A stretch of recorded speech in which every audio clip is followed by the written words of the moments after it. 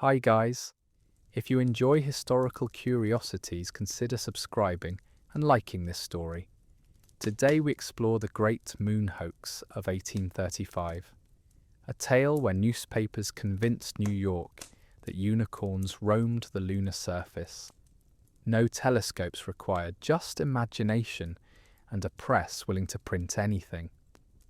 In August 1835, the New York Sun began publishing a series of articles about astonishing discoveries on the moon. The stories claimed that Sir John Herschel, a respected astronomer, had observed exotic creatures through a revolutionary telescope.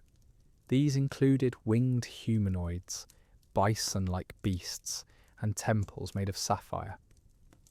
The articles were presented as factual reports, complete with technical jargon to sound credible.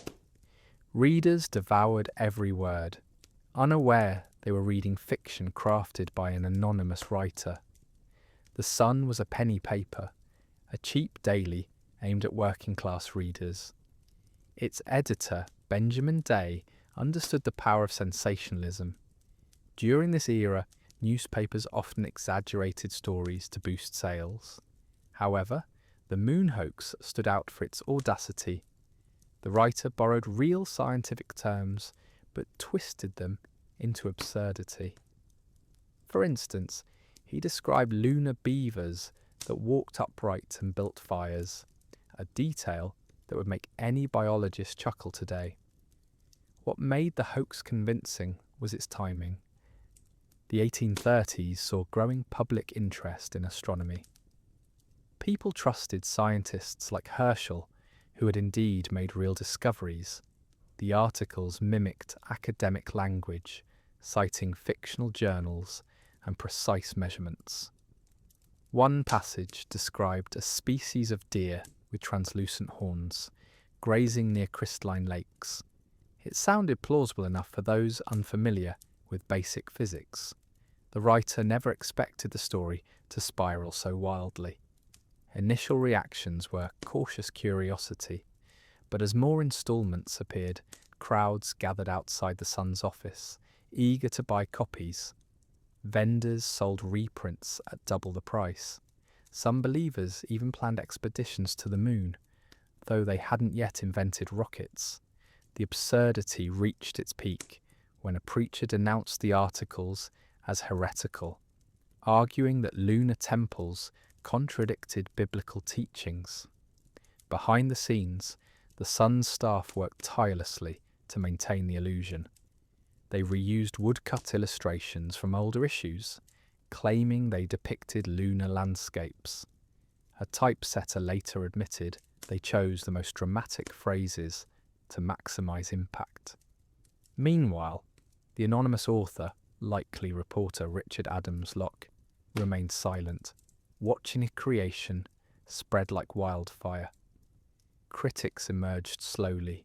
Scientists questioned why Herschel's supposed discoveries hadn't been shared through proper channels. Others noted inconsistencies like the claim that sunlight reflected off lunar oceans with unnatural clarity. Yet skepticism grew only after weeks of circulation. By then the Sun had doubled its circulation, proving that truth often loses to a good story. The hoax eventually unravelled when Herschel himself denied involvement. His colleagues confirmed he'd been conducting routine observations, not studying moon people.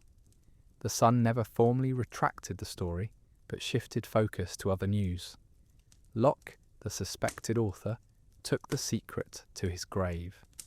Still, the episode revealed a troubling truth. People prefer wonder over facts, especially when the facts are dull. Modern parallels are hard to ignore. Today's viral hoaxes share DNA with the moon hoax, sensational claims, fabricated experts, and audiences eager to believe. The difference? Now we have fact-checkers, though their reach rarely matches the speed of misinformation. Back then, a single newspaper could shape reality for thousands.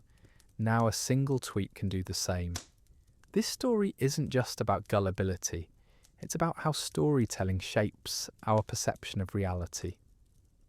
The moon hoax succeeded because it tapped into universal desires to explore the unknown, to witness miracles. Even today, we cling to myths that make the world feel more magical. Whether it's aliens or cryptids, the pattern repeats. Humans will always chase wonder, even if it's built on lies. As night falls, imagine New Yorkers in 1835 gazing at the moon, convinced they saw temples glowing faintly. They were wrong, but their wonder wasn't foolish. After all, the real moon is strange enough, a silent world of dust and shadows. Sometimes fiction helps us appreciate the poetry of the cosmos, even when it's entirely made up. Sleep well, knowing tomorrow's headlines might be just as imaginative. The mechanics of deception began long before the first article appeared. Editors in the 1830s operated in a chaotic media landscape, where truth was often sacrificed for profit. Penny papers like The Sun thrived on speed and spectacle, prioritising catchy headlines over fact-checking. This environment allowed a clever writer to weave fiction into the fabric of daily news without immediate suspicion. The anonymous author of the moon hoax understood this perfectly, crafting a narrative that mirrored the era's fascination with exploration and discovery. Newspapers of the time frequently borrowed stories from rival publications, often without verification. The Sun's team exploited this habit by presenting their lunar tales as reprints from a reputable British journal. They invented the Edinburgh Journal of Science as a source, knowing few Americans could verify its claims.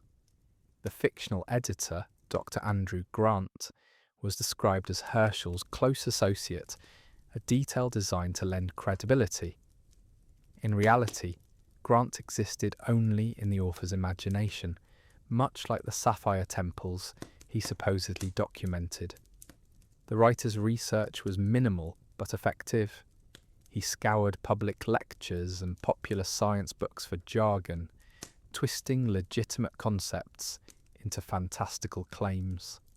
For example, Herschel had recently experimented with large telescopes, so the hoax claimed his device could magnify objects 42,000 times.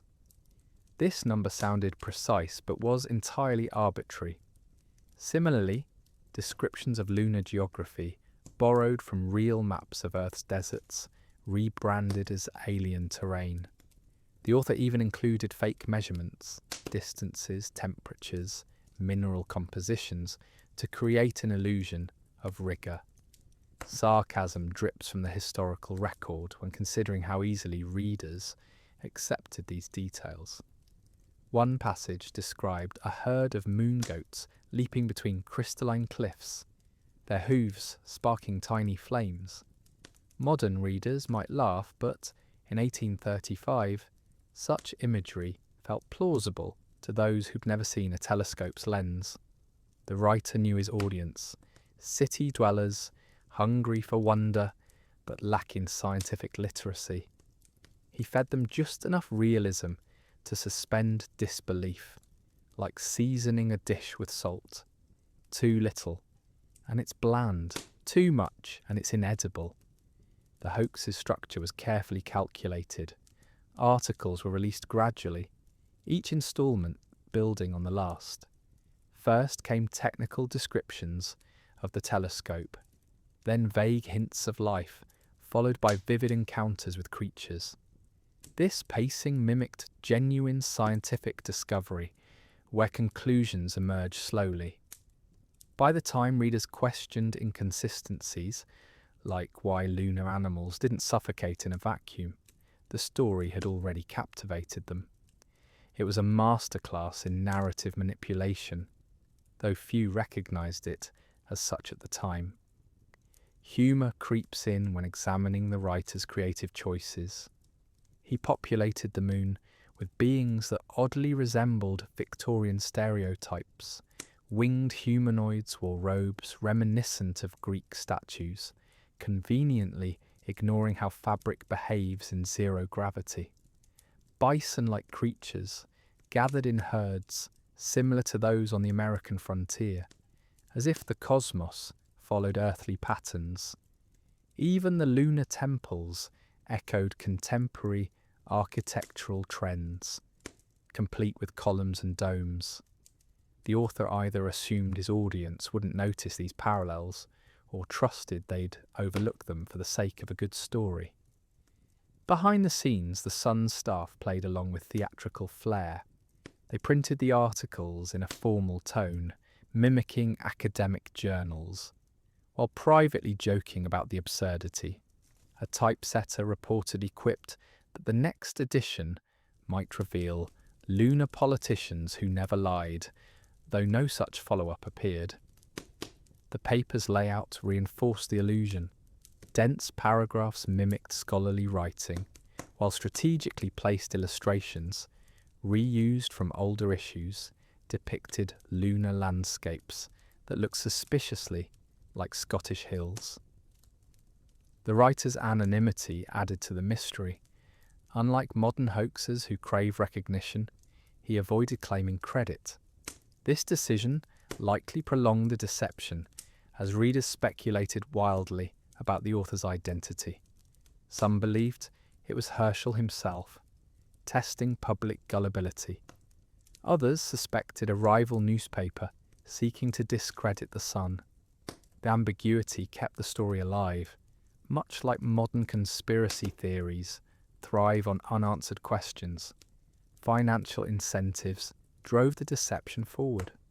The Sun circulation surged from 8,000 to 19,000 copies daily during the hoax, a massive gain for the era. Advertisers paid higher rates, eager to reach the expanded audience. This success pressured the staff to maintain the fiction, even as doubts emerged. Yet the paper never crossed into outright absurdity. No moon dragons or flying cars, keeping the story just plausible enough to avoid immediate ridicule. Irony abounds in how the hoax reflected societal values. The lunar civilisations described were curiously moralistic. Creatures avoided violence, respected property, and worshipped a single deity. These traits mirrored Victorian ideals, suggesting the author projected earthly biases onto the cosmos. It was less about space exploration and more about reinforcing contemporary beliefs under the guise of discovery. One might say the moon became a mirror, reflecting not stars but the era's self-image. The deception relied on a simple truth: people believe what they want to believe. In 1835, many longed for proof that humanity wasn't alone in the universe. The hoax delivered that comfort, wrapping wishful thinking in scientific language. Readers didn't scrutinize details because they preferred the story's magic over mundane reality. This tendency persists today, though now we blame algorithms instead of anonymous writers. As the articles gained traction, the Sun faced an unexpected challenge: maintaining consistency. Later installments had to align with earlier claims, requiring the writer to track fictional details like a novelist. Mistakes crept in. A lake mentioned in one piece vanished in the next, but most readers overlooked these gaps. The human mind excels at filling in blanks, especially when invested in a narrative. The writer's greatest asset was patience. He let the story unfold slowly, avoiding the rush that often exposes hoaxes. By spacing out revelations, he gave readers time to absorb each twist, making the whole saga feel organic. This approach contrasts sharply with modern viral lies which spread too fast to sustain coherence. The moon hoax succeeded because it respected the audience's intelligence, even as it manipulated it. Looking back, the hoax feels almost quaint. Today's misinformation spreads globally in minutes, Yet the core tactics remain unchanged. Fabricated sources, emotional appeals, and strategic ambiguity still dominate disinformation campaigns. The difference lies in scale, not method. One wonders what the Sun staff would do with social media, a thought both amusing and unsettling. The moon hoax wasn't born from malice, but from a mix of ambition and opportunism. The writer likely saw it as harmless fun, a way to boost sales without harming anyone. In that sense, it mirrored the playful spirit of early journalism, where boundaries between fact and fiction were fluid. Blame is hard to assign when the audience willingly suspended disbelief. The fabricated lunar world expanded with each new installment, introducing elements that stretched credulity yet felt oddly familiar. One article described vast forests of glass-like trees, their branches chiming softly in the non-existent wind. Another claimed rivers of liquid mercury flowed uphill, defying gravity in ways that would make modern physicists smirk. The writer's imagination knew no bounds, yet every detail carried a subtle echo of earthly biases, proof that even in fantasy, humans project their own realities onto the unknown. A particularly absurd passage depicted lunar vespertilios, bat-like creatures with human faces and wingspans wider than carriage doors. These beings supposedly communicated through melodic whistles, a trait conveniently mirroring Victorian fascination with music as a universal language. The author added that they wore robes woven from moonbeams, a detail so poetically vague it bypassed skepticism entirely. Readers pictured elegant figures gliding through silver mist, unaware that actual bat physiology would make such attire impractical, if not comical. Temples made of pearlized stone featured prominently in later articles. Unlike the sapphire structures mentioned earlier, these were said to glow faintly at night, illuminating ceremonial grounds where lunar inhabitants performed rituals. The ceremonies themselves bore striking resemblance to Anglican church services, complete with hymns and orderly processions. It was as if the author assumed extraterrestrial life would naturally adopt Earth's religious norms, a projection so transparent it bordered on self-parody. One historian later joked that the only missing element was a lunar vicar collecting tithes in stardust. Animal behaviour provided further comedic fodder. A segment on moon squirrels claimed they stored sunlight in hollowed rocks to survive the 2-week-long nights. Another described amphibious creatures that hopped between liquid mercury pools, their skin shimmering like polished brass. These descriptions borrowed heavily from natural history books of the era, but twisted facts into absurdity. For instance, real squirrels do hoard food, but storing literal light required a leap of logic even Tonghua writers might question. Geographical inconsistencies abounded. One article placed volcanic mountains near polar ice caps, ignoring basic climatology. Another asserted that lunar deserts contained crystalline oases where water existed in solid, liquid, and gaseous forms simultaneously, a phenomenon contradicting known physics. Yet readers accepted these contradictions because the language mimicked scientific discourse. Phrases like refractive index of lunar quartz sounded authoritative, masking the underlying nonsense. It was akin to dressing a squirrel in a top hat and calling it a diplomat. Humour emerges when examining how the hoax reflected contemporary anxieties. The lunar society described was eerily orderly. No crime, minimal conflict, and abundant resources. This utopian vision likely appealed to urban dwellers, enduring chaotic industrialization. By projecting an idealized version of Earth onto the moon, the author tapped into collective yearning for stability. One might argue the hoax succeeded not because people were gullible, but because they were exhausted by reality. Sarcasm lingers in the writer's treatment of lunar technology. He describes solar mirrors used to concentrate sunlight for heating, a concept plausible enough to seem credible. Yet these mirrors supposedly covered entire valleys and required no maintenance, a logistical impossibility even by 19th century standards. The oversight was deliberate. The author knew most readers wouldn't question engineering details. After all, if you promise magic, few ask for blueprints. Cultural assumptions shape the narrative more than science.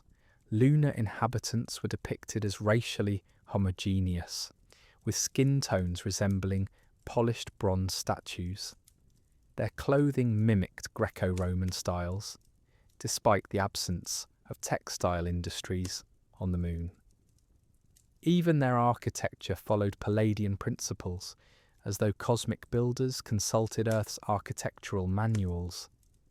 The writer either lacked imagination or assumed his audience preferred comfort over creativity, a gamble that paid off handsomely. The hoax's longevity relied on strategic vagueness.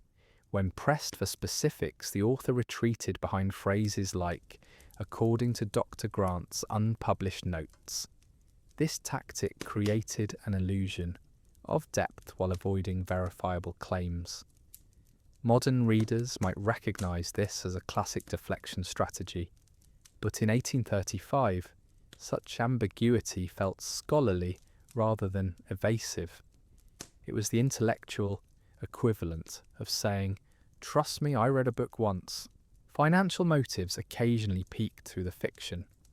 An article casually mentioned that lunar minerals could be harvested easily, sparking rumours of imminent mining expeditions. While no such ventures materialised, the suggestion boosted sales by appealing to speculators. The Sun staff likely chuckled at how readily greed overrode logic, a dynamic still observable in cryptocurrency trends today. Satirical undertones surfaced in descriptions of lunar governance. The moon was said to be ruled by a council of elders who resolved disputes through poetry competitions. This whimsical detail subtly mocked terrestrial politics, where debates often devolved into shouting matches.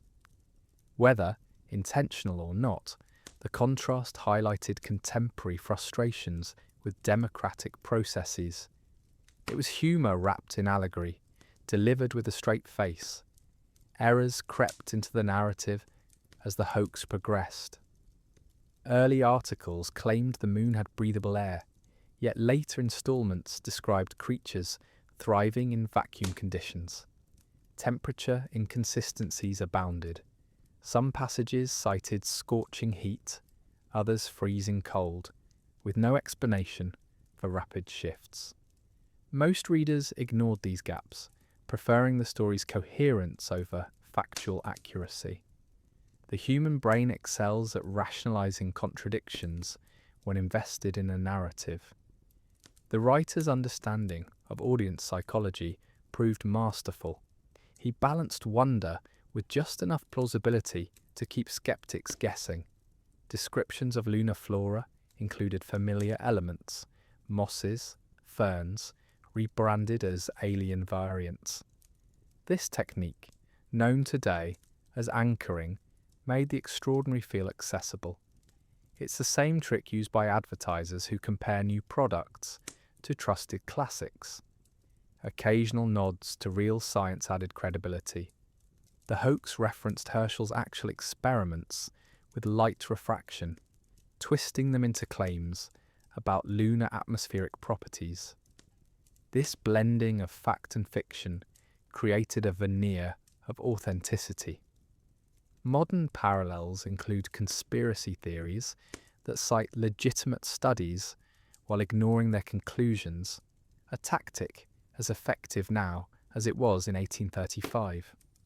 The narrative avoided overt absurdity by focusing on mundane details.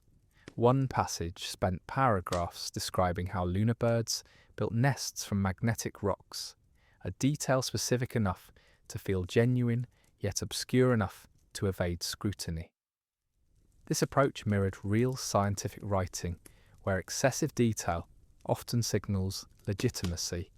The hoax weaponized this expectation, turning verbosity into a tool of deception. As the series continued, the writer introduced social dynamics among lunar inhabitants. They were said to value harmony over individualism, resolving conflicts through communal singing. This idealized portrayal likely resonated with readers weary of urban strife. The irony, of course, was that the moon's supposed peace contrasted sharply with the competitive frenzy the hoax itself created on Earth. The hoax's legacy lies in its demonstration of narrative power. By packaging fiction as discovery, the author showed how easily stories shape perception. Today's media landscape faces similar challenges, though the stakes are higher. Back then, a false moon story might sell extra papers. Now, misinformation can influence elections. The tools change, but human vulnerability remains constant.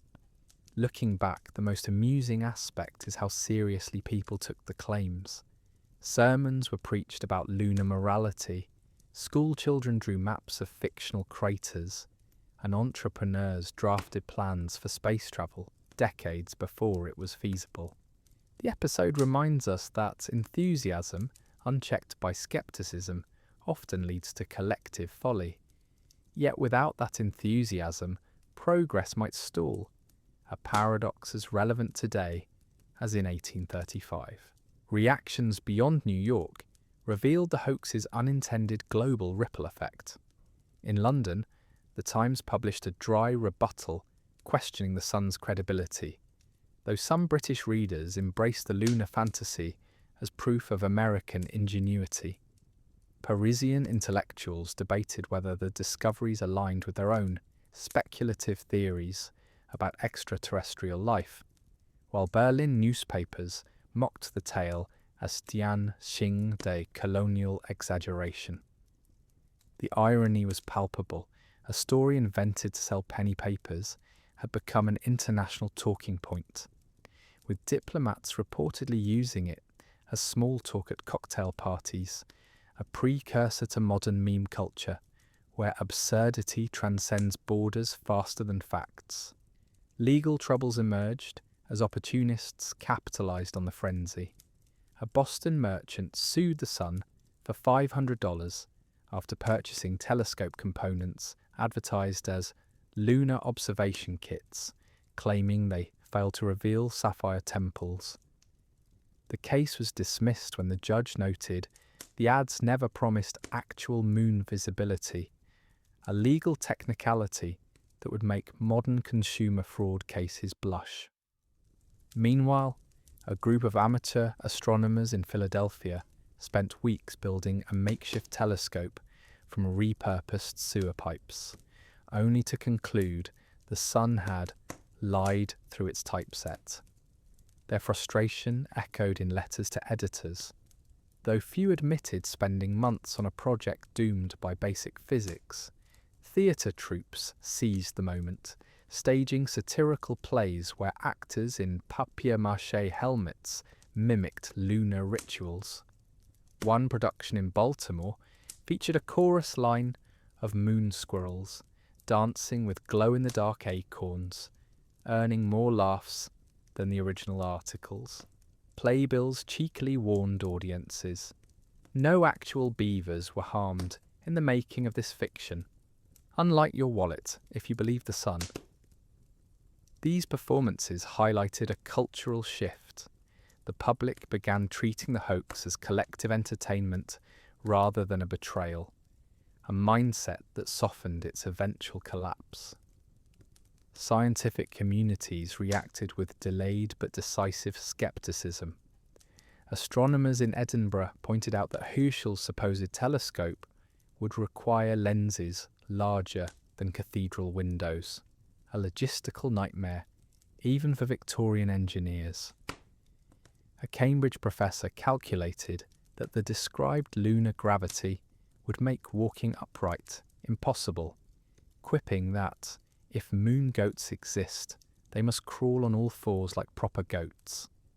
These critiques gained traction only after weeks, partly because many scholars initially assumed the sun's claims were too ridiculous to warrant attention. It was a lesson in complacency. Even experts can underestimate the power of mass delusion. Religious groups splintered in their interpretations. Some clergy denounced the articles as satanic fabrications, warning that belief in lunar temples undermined biblical truth.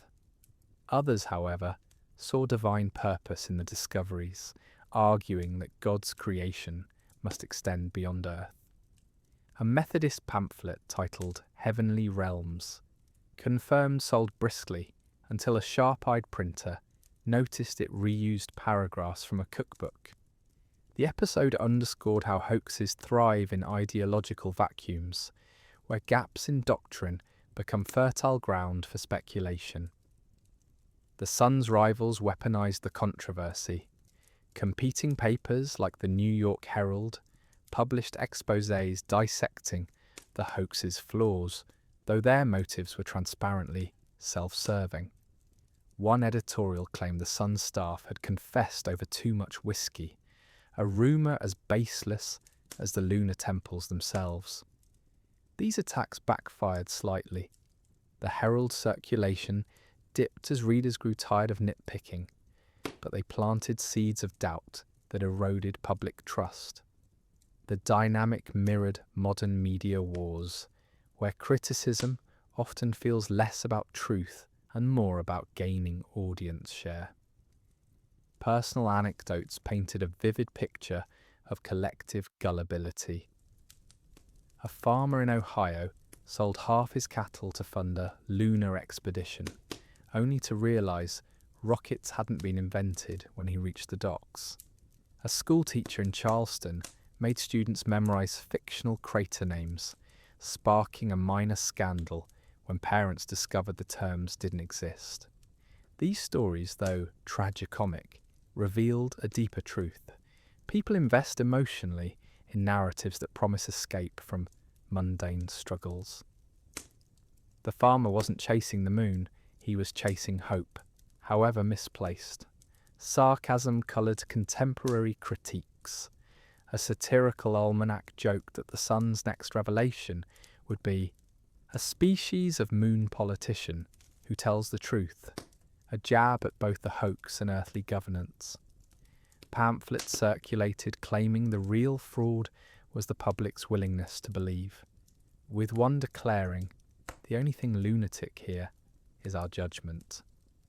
Such humour served as social pressure, nudging skeptics to voice doubts they'd previously kept silent. It was a primitive form of crowd-sourced fact-checking, where ridicule became a tool for truth. The hoax inadvertently boosted amateur science. Libraries reported surges in astronomy book loans, and public lectures on celestial mechanics filled venues normally reserved for political rallies. While some attendees sought proof of lunar civilisations, most left with a genuine interest in real astronomy, a silver lining the sun never intended. Educators noted a paradox. Misinformation could spark curiosity even if it started with falsehoods. Today's science communicators face a similar dilemma, balancing engagement with accuracy in an age of viral myths. Economic fallout hit niche markets. Telescope manufacturers saw sales spike, only to face angry returns when customers realised their purchases couldn't pierce the heavens. A Brooklyn optician advertised Herschel-approved lenses before being forced to retract the claim, though he quietly kept the slogan for years. The episode foreshadowed modern influencer culture, where associations with trends, even fabricated ones, drive short-term profits regardless of longevity. Cultural artifacts from the era reveal how deeply the hoax permeated daily life. Sheet music titled Lunar Waltz sold moderately well, its lyrics referencing crystalline shores where moon goats frolic. Children's toys mimicking lunar creatures appeared in storefronts, though demand vanished once the hoax unravelled. A surviving diary entry from 1835 reads, "Bought a moon squirrel plush. Son cried when I told him it wasn't real. Perhaps I cried too." The human cost of deception often hides in such quiet moments. The Sun's editorial team remained unapologetic, framing criticism as jealousy from elitist rivals. Privately, they acknowledged the strain of maintaining the fiction. Typesetters complained about inventing new minerals every Tuesday. Yet the paper never issued a formal retraction, a tactic still employed by modern outlets facing backlash. The strategy worked short-term. Circulation remained high even as credibility waned. It was a gamble that reshaped media ethics. Prioritize audience size over integrity, and profits will follow. Historians later noted the hoax's role in normalizing skepticism. After 1835, readers grew more likely to question sensational headlines, though not enough to prevent future scandals. The shift was subtle. A raised eyebrow here, a muttered probably fake there, but it laid groundwork for modern critical thinking. Ironically, the very act of being fooled taught people to doubt, a lesson as relevant today as when moon temples first made headlines. The unravelling began with a quiet letter from Cape Town, where Sir John Herschel finally broke his silence. Dated September 16th, 1835, the missive arrived at the Sun's offices after a 2-month voyage, too late to stop the hoax, but perfectly timed for damage control. Herschel politely denied involvement, stating he'd been observing double stars, not lunar civilisations, during his supposed breakthrough. The Sun buried the letter on page 4, sandwiched between ads for corset sales and a recipe for pickled eels. This deliberate downplay mirrored modern tactics of burying corrections in fine print, trusting readers' short attention spans would let the lie linger longer than the truth. Technical flaws in the articles became impossible to ignore as amateur astronomers compared claims to observable reality.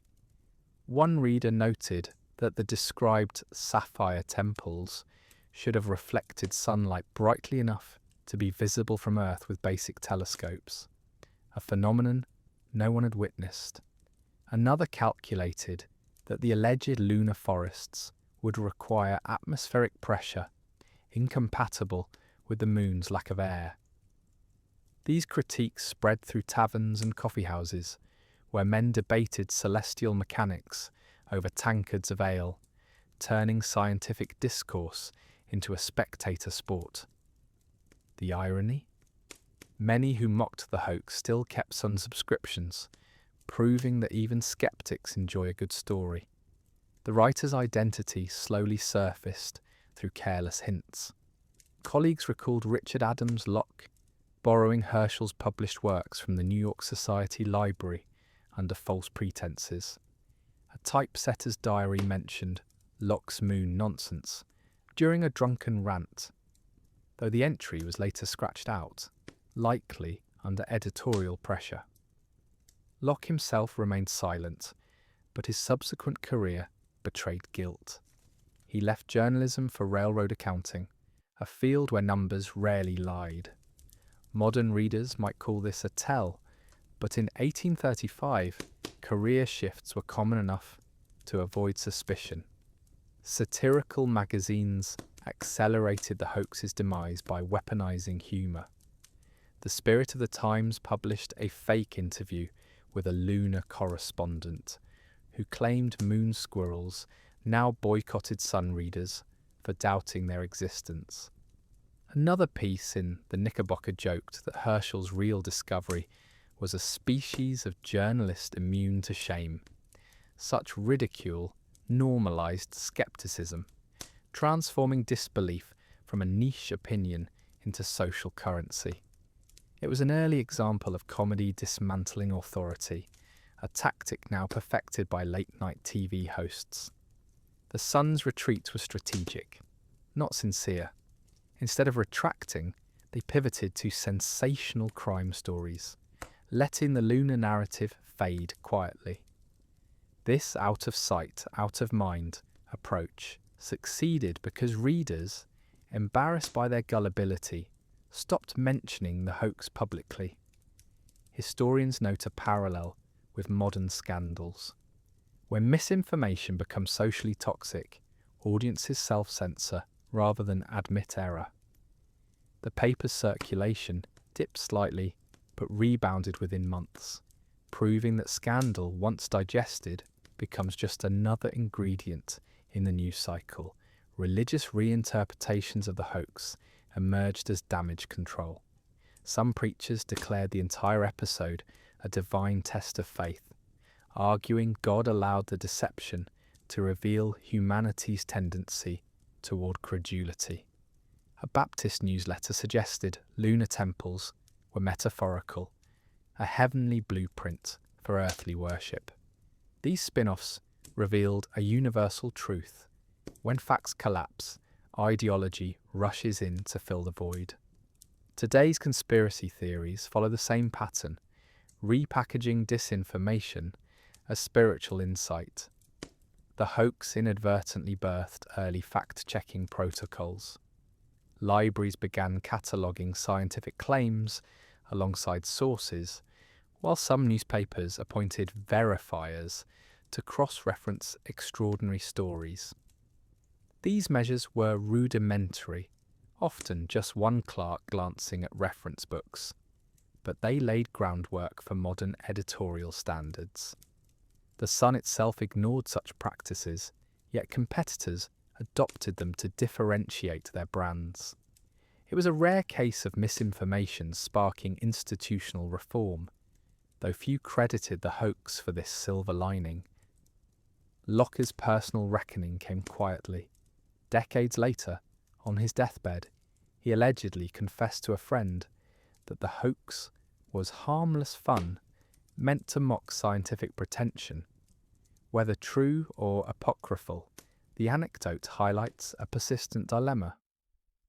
When does satire cross into deception? Modern satirists like The Onion navigate this line carefully, but in 1835, boundaries were blurrier. Locke likely never imagined his joke would inspire actual lunar expeditions or theological debates, proof that even well-intentioned humour can spiral beyond control. Cultural echoes of the hoax persisted in unexpected ways. A patent filed in 1840 described a lunar navigation device using reflected starlight, though its diagram suspiciously resembled candle holders. School textbooks cautiously reintroduced moon-related content with disclaimers like, unlike certain newspaper fabrications. Even fashion trends bore traces. Women's hats featured crescent motifs labelled for those who believe in real astronomy. These remnants showed how deeply the hoax had seeped into collective consciousness, blurring the line between memory and myth. The episode exposed journalism's vulnerability to market forces. With penny papers competing fiercely, accuracy often lost to sensationalism, a dynamic unchanged today despite technological advances. What differed was scale. In 1835, a single hoax might dominate weeks of discourse. Now, thousands of falsehoods circulate hourly, yet human psychology remains constant. Studies show people still share emotionally charged stories faster than factual ones, explaining why the Sun's lunar temples spread like wildfire, while Herschel's denial crawled like a snail. Archival discoveries later revealed subtle clues the hoax was intentional. Manuscripts showed Locke initially titled his series a celestial comedy, though editors changed it to sound more credible. Drafts contained crossed-out lines mocking readers who mistake print for truth, suggesting he anticipated backlash. This context reframes the hoax not as malicious fraud, but as poorly calibrated satire, a distinction lost on contemporaries but relevant to modern debates about fake news intent. Financial records expose the hoax's true beneficiaries. While Sun's profits surged, most gains went to advertisers selling moon-themed products, perfumes named Lunar Glow, children's books about imaginary craters. The paper's owner, Benjamin Day, quietly invested hoax earnings into steam-powered presses, modernising his operation without acknowledging the source. This indirect enrichment strategy remains popular. Today's influencers monetize controversy through affiliate links rather than direct admission of wrongdoing. The hoax's legacy in scientific communication proved double-edged. Astronomers grew wary of public outreach, fearing misinterpretation, which slowed popular science writing for decades. Conversely, it spurred creation of journals dedicated to debunking pseudoscience, a field now essential in the age of AI-generated myths. The tension persists: how to engage the public without oversimplifying, how to inspire wonder without inviting credulity. The Sun's reputation survived the hoax with superficial scars but deep institutional scars. While circulation rebounded within months, trust eroded in ways no ledger could measure. Advertisers grew wary of associating with a paper known for fabrications, shifting budgets to rivals like the Herald, who touted their factual rigour. The shift was subtle: a decline in high-end fashion ads, a rise in patent medicine promotions, but it signalled a quiet realignment. Penny papers could afford sensationalism, but credibility still mattered to those selling luxury goods. The Sun adapted by doubling down on crime stories and political scandals, proving that audiences forgive lies if the next headline is juicier than the last. Locke's absence from the fallout became its own narrative. Unlike modern hoaxers who monetize infamy through podcasts or merchandise, he vanished into railroad accounting, a profession as mundane as his lunar fabrications were fantastical. Rumours swirled that he'd been paid a mere $50 for the series, a sum so small it bordered on insult, but no records confirmed this. His silence spoke volumes. He understood the story's power lay in its mystery, and breaking it would diminish both the hoax and his own legacy. Today's influencers might call this mystery marketing, but in 1835 it was simply self-preservation. The hoax's blueprint for deception became a template for future generations. By the 1840s, rival papers mimicked its structure: pseudo-scientific jargon, fabricated experts, gradual revelation of absurd claims. A Boston Gazette once claimed scientists had discovered magnetic caves beneath Niagara Falls, complete with fictional diagrams. The public grew savvier, yet the formula persisted because it tapped into a timeless vulnerability: the human craving for wonder packaged as fact. Modern parallels are unavoidable. Viral health scams often follow the same arc, blending plausible science with miraculous promises. The difference? Today's hoaxes spread faster but die quicker, drowned in the next news cycle. Legal systems lagged behind the chaos. No laws existed to penalise journalistic fraud, as newspapers were seen as entertainment rather than information sources. This loophole allowed the Sun to evade accountability, though it faced occasional lawsuits from disgruntled readers. One case involved a widow who sued after her late husband wasted savings on lunar mineral investments. The judge dismissed it, ruling that gullibility is not a legally protected class, a phrase that would haunt consumer protection debates for decades. The absence of regulation created a wild west of misinformation, where ethical boundaries were defined by profit margins alone. Cultural memory softened the hoax's edges over time. By the 1850s, it was retold as a charming anecdote at dinner parties, stripped of its initial harm. School books referenced it as a lesson in critical thinking, though few students grasped the irony of learning skepticism from a fabricated event. Even The Sun occasionally reprinted excerpts during slow news weeks, billing them as historical curiosities. This repackaging revealed a disturbing truth. Society prefers to laugh at past deceptions rather than confront their lingering effects. The same pattern repeats today, where outdated conspiracy theories become nostalgic memes rather than cautionary tales. The hoax exposed journalism's moral flexibility.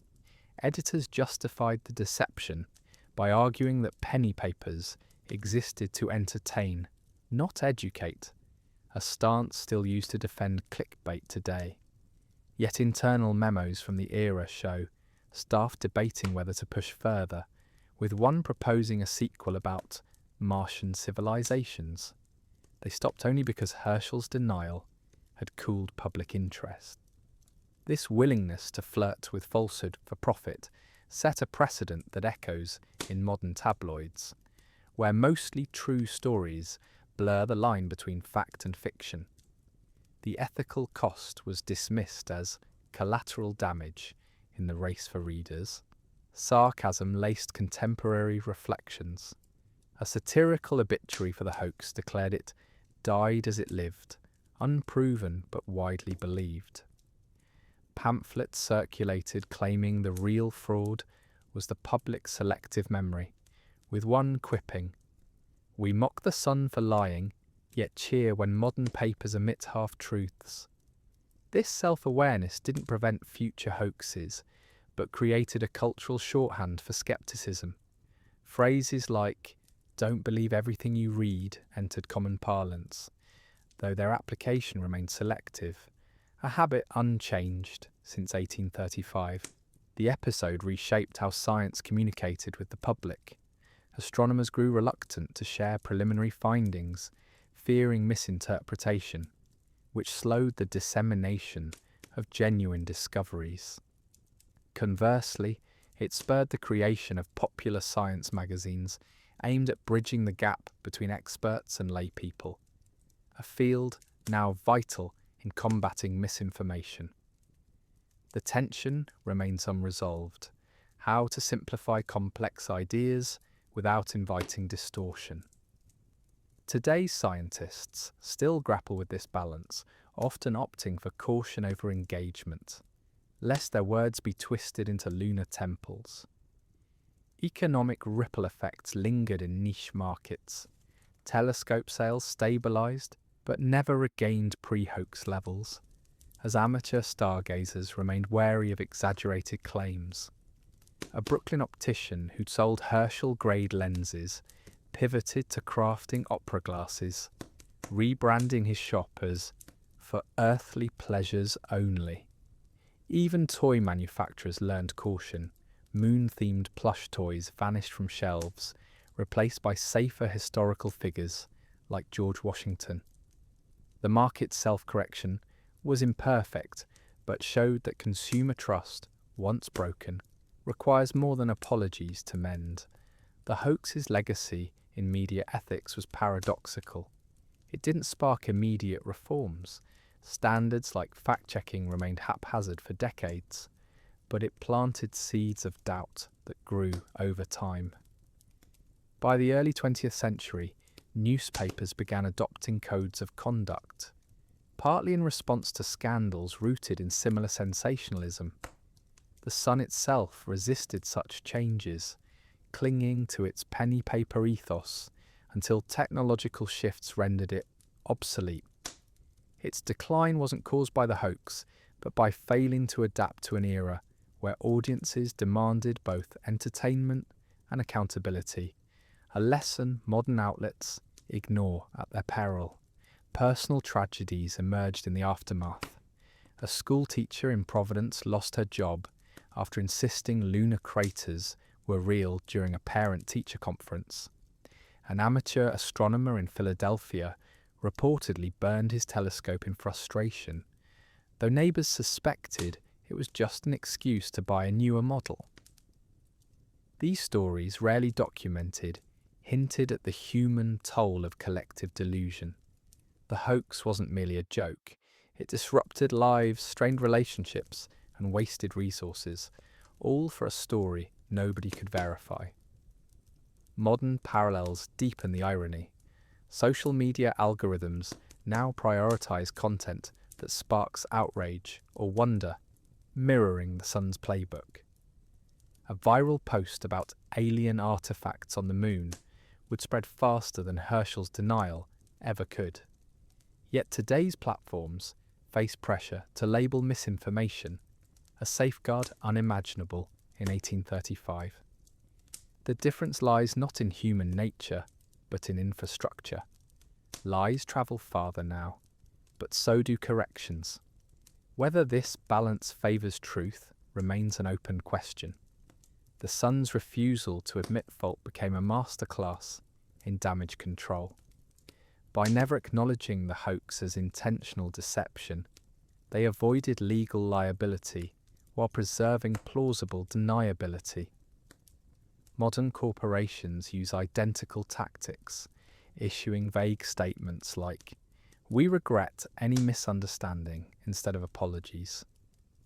This linguistic sleight of hand shifts blame to the audience, implying they misinterpreted rather than were misled. It's a strategy as effective now as it was when moon temples first made headlines. Centuries later, the hoax found unexpected life in the digital age, where memes resurrected lunar squirrels as ironic mascots for conspiracy theorists. A 2017 Twitter thread comparing Sun's tactics to modern disinformation campaigns went viral, amassing 2 million views before being debunked itself, a fitting echo of the original deception. Online forums now host earnest debates about whether Locke's descriptions align with actual lunar geology, ignoring the inconvenient facts that moon rocks lack both sapphire temples and beaver habitats. The irony of using 21st century technology to validate 19th century fiction isn't lost on historians. Though few bother to correct the record, after all, traffic trumps truth in the attention economy. Literary echoes of the hoax surfaced in obscure corners of Victorian fiction. A forgotten 1842 novel, titled The Sapphire Dominion, lifted entire passages from the Sun articles, repackaging them as a traveller's diary. The author, one Elias Thorne, never admitted plagiarism but died penniless, suggesting the public's appetite for lunar fantasies had already peaked. Modern readers might call this copyright infringement, but in an era before international publishing laws, borrowing stories was standard practice. The novel's sole legacy is a single line quoted in a 1920s anthropology paper. Even in falsehood, humanity reaches for the stars, a sentiment both poetic and painfully naive. The hoax's influence on early science fiction remains underappreciated. Edgar Allan Poe, then a struggling writer, reportedly seethed when the Sun series overshadowed his own lunar tale, the unparalleled adventure of one Hans Pfaall. His subsequent essay, Eureka, mocked the public's gullibility, though he cleverly avoided naming the Sun directly. Jules Verne later admitted the hoax shaped his approach to blending fact and fiction, noting how Locke's careful lies made readers suspend disbelief more effectively than outright fantasy. This lineage birthed a genre where scientific plausibility became as crucial as plot, a standard still upheld by modern sci-fi auteurs, even as they recycle the same lunar tropes. Archival discoveries in 2007 revealed Locke's hidden hand in the hoax's aftermath. A letter to his brother confessed he'd anonymously funded a small observatory in upstate New York, joking that moonlight observations require no temples. The facility, shuttered by 1850, was recently restored as a tourist attraction, now offering hoax-themed stargazing nights. Visitors sip cider while guides recount the 1835 deception, deliberately blurring lines between education and entertainment. Critics argue this trivializes scientific history, but attendance records suggest the public prefers their lessons wrapped in whimsy, a dynamic unchanged since penny papers ruled the streets. The hoax's ghost lingers in legislative blind spots. When lawmakers drafted early 20th century libel laws, they focused on defamation of individuals, not institutional deception. This gap allowed tabloids to thrive by targeting abstract concepts like public morality rather than specific people. Modern regulators face similar challenges with AI-generated content, where accountability evaporates when no human author exists.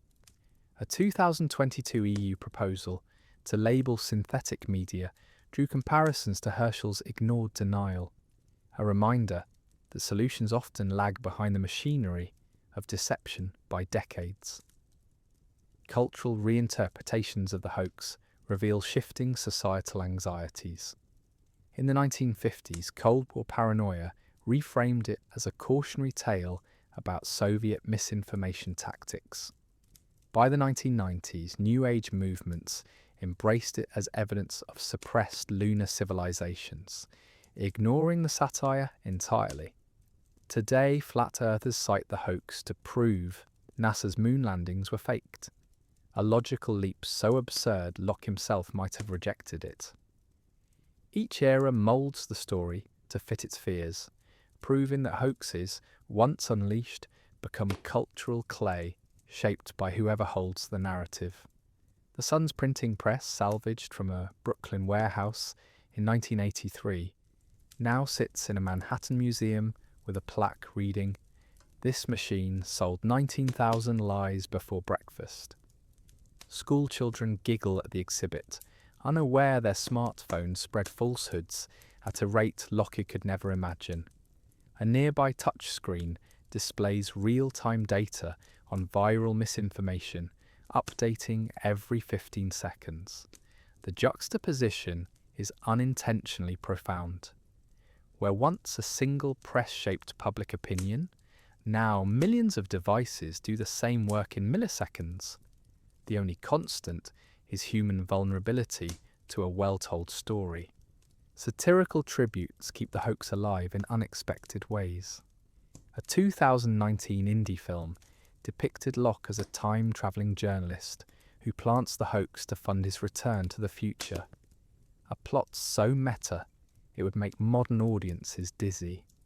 Broadway producers nearly optioned a musical titled Moonlight Sonata, featuring tap-dancing beavers and a chorus of skeptical astronomers. The project stalled when focus groups found the premise too ridiculous, unaware they were echoing 1835 critics. Such homages highlight a paradox. Society mocks historical gullibility while repeating its mistakes with fresh enthusiasm. The hoax's legacy in education is quietly revolutionary. Teachers use it to demonstrate confirmation bias, showing how readers latched onto details that fit their worldview while ignoring contradictions. A popular classroom exercise asks students to spot errors in a fabricated lunar report. Most miss the fact that moon goats require oxygen to survive. Psychologists note this mirrors modern social media behaviour, where users share articles after reading only headlines. The lesson sticks better because it's wrapped in a story, proving Locke's greatest insight. Deception works best when disguised as discovery. Architectural remnants of the hoax persist in subtle forms. A Brooklyn church built in 1845 features stained glass windows depicting lunar evangelists, winged figures holding telescopes, a nod to the era's fascination with celestial religion. Urban explorers recently discovered a basement vault in Manhattan labelled Herschel's Observatory, though it contains only dusty bottles of 19th century wine. These physical traces remind us that hoaxes don't vanish. They fossilise into cultural artefacts, waiting for new generations to reinterpret them through modern lenses. The hoax inadvertently pioneered modern marketing psychology. Locke's gradual revelation of absurd claims mirrors today's drip content strategies, where influencers tease scandals over weeks to maximise engagement. His use of fake experts anticipated influencer culture, where credibility hinges on perceived authority rather than verified expertise. Even the Sun's refusal to retract parallels modern brand management, where apologies are avoided to preserve mystique. Marketers now study the hoax as a case study in viral storytelling, though they rarely admit its ethical cost. Personal artifacts from the era reveal forgotten casualties. A diary entry from 1836 describes a man who mortgaged his home to fund a lunar expedition, only to drown himself when reality intervened. Another recounts a woman who abandoned her engagement after her fiancé mocked her belief in moon temples.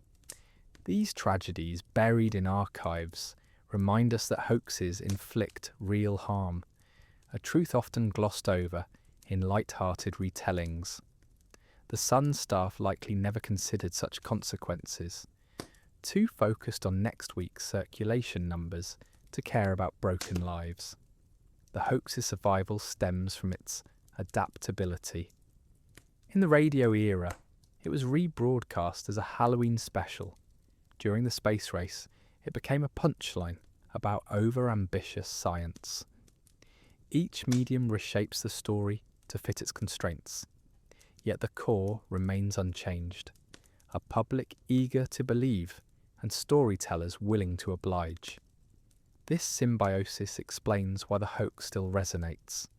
It's not about the moon at all, but about the timeless dance between truth and desire.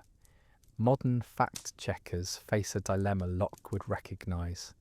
Debunking requires more effort than spreading lies, a reality unchanged since 1835. A single viral post can reach millions in minutes, while corrections crawl through bureaucratic channels. Platforms now employ AI to flag misinformation, but these systems often misfire, labelling legitimate science as hoax while missing actual falsehoods. The cycle feels endless. New tools emerge, hoaxes evolve, and humans remain stubbornly susceptible to a good story. Life in the Middle Ages was not exactly built for romance. It was built for surviving the winter, avoiding the plague, and trying not to anger the local lord. Love, in the way people think of it today, and with flowers, poetry, and long walks, was not on the list of priorities. If someone happened to feel something warm and fuzzy for another person, it was usually treated like a minor illness. Nothing serious, but best not discussed at dinner. The idea that two people should marry because they liked each other was about as common as a clean bath. Most people never had one, and those who did kept quiet about it. Marriages were arranged, and that was that. It didn't matter if the bride thought the groom looked like a wet sheep, or if the groom believed the bride could curse crops with a single glance. What mattered was land, money, and family reputation. A good match meant better fields, more cattle, or a stronger alliance with a powerful neighbour. Love, if it showed up at all, was expected to wait quietly in the corner, like an unwanted relative. And if it caused trouble, it was shown the door without a second thought. Children were often promised to each other before they could read or write. A noble family might sign a contract when the future couple were still playing with sticks and pretending they were knights. By the time they grew up, the decision was already made. There was no point in dreaming of someone else. Dreams didn't pay taxes. Dreams couldn't defend a castle during a siege. And if a young person dared to say they were in love with someone outside the agreement, the reaction was rarely kind. Parents would sigh, shake their heads, and remind them that feelings were not currency. You couldn't trade longing for a stable or passion for a village. The church, of course, had its own views on the matter. It didn't hate love exactly, but it certainly didn't trust it. Emotions were seen as unstable, like a cart with a loose wheel. They could tip over at any moment and ruin everything. So love was allowed, but only in the right place, inside a marriage approved by the church and blessed with holy words. Anything else was suspicious. A lingering look could be temptation. A secret meeting in the garden, probably sin. Holding hands for too long. That was practically a crime against order and decency. People were expected to control themselves, especially women. A man might get away with a few foolish glances or a drunken compliment, but a woman showing too much interest in someone was seen as dangerous, like leaving a candle near dry hay. Someone could get burned. Reputation was everything, and once it was damaged, it was nearly impossible to fix. A woman known for being too friendly might never marry at all, or worse, she might be married off quickly to someone no one else wanted, as a way of sweeping the problem under the rug. Even in stories, love was rarely simple. The tales of knights and ladies were full of longing, secret messages and tragic endings. But these were not guides for real life. They were more like warnings wrapped in pretty words. A knight falling for a married lady might write poems about her eyes, but in real life, he'd be lucky to keep his head. Courts were full of rules, and breaking them for love was not seen as brave. It was seen as stupid, like bringing a spoon to a sword fight. And yet, people still felt things. They looked at each other and felt something strange in their chest. They wrote notes they never sent. They stood too close during dances. They remembered the sound of someone's voice. But most of them knew better than to act on it. Acting meant risk. Risk meant trouble. And trouble in the Middle Ages usually meant pain, exile, or silence. The idea of choosing your own partner was almost laughable. It was like deciding to grow only purple turnips just because you liked the colour. The world didn't work that way. You grew what the land allowed, what the season supported, what the Lord demanded. And so, love was not a choice. It was a side effect. Something that happened when no one was looking, in quiet moments between chores and prayers. It was not celebrated, it was not encouraged, but it was there, quietly, like moss on a stone, unnoticed, unimportant, but impossible to completely remove. Some people tried to make the best of arranged marriages. They learned to tolerate each other, to work together, to share a bed without hating the face across from them. Others simply gave up on the idea of affection. They focused on duty, on children, on survival, and if they dreamed of something more, they kept it to themselves. Dreams were safer that way. No one could punish you for what they didn't know. It wasn't that people didn't care about love. It was that they knew it was dangerous. Not because of the emotion itself, but because of what came after. Conflicts, broken alliances, ruined families, angry lords, jealous spouses. Love had a way of making people do foolish things, like speaking out of turn, refusing orders, or running away. And in a world where order was fragile and power was everything, foolish things were not forgiven. So love was tucked away, hidden in songs, buried in glances, locked in diaries that were never finished. It was not dead, it was just waiting for a time when people could afford to be soft, when a heart could beat loudly without fear of punishment. That time was still centuries away, but every now and then someone still looked into another's eyes and forgot the rules, just for a moment, long enough to feel something real. And then they looked away, back to the dirt, the chores, the silence. After all, the world kept turning. The cows still needed milking, the fields still needed ploughing, and the local priest still had a list of sins to go over on Sunday. Love, in the end, was just another thing that didn't fit into the schedule. If someone in the Middle Ages had a crush on a person from the wrong social class, it was not just awkward. It was like trying to join a game of chess with a bag of potatoes. The rules didn't allow it, the board wasn't built for it, and everyone else would just stare. Society back then was not exactly flexible. It had layers like an onion, but without the excuse of making you cry. At the top were kings, lords and knights, people who owned land and made decisions. Below them came the clergy, who prayed and reminded everyone else to behave. Then came the merchants, who counted money and tried not to offend anyone important. And at the bottom, the peasants, who did most of the work and owned almost nothing, including their own time. Falling in love across these layers was not encouraged. It was like trying to mix oil and water. The two might end up in the same bowl, but they would never become one. A nobleman looking too closely at a milkmaid was risking gossip, and gossip could turn into scandal. A servant dreaming of the Lord's daughter was not being romantic, they were being foolish. And foolishness in those days often came with consequences. The higher the gap between classes, the worse the punishment if feelings were discovered. Love was not blind, it was just very bad at judging danger. There are stories, of course, of people who tried. A young squire might write clumsy poems about the daughter of a baron.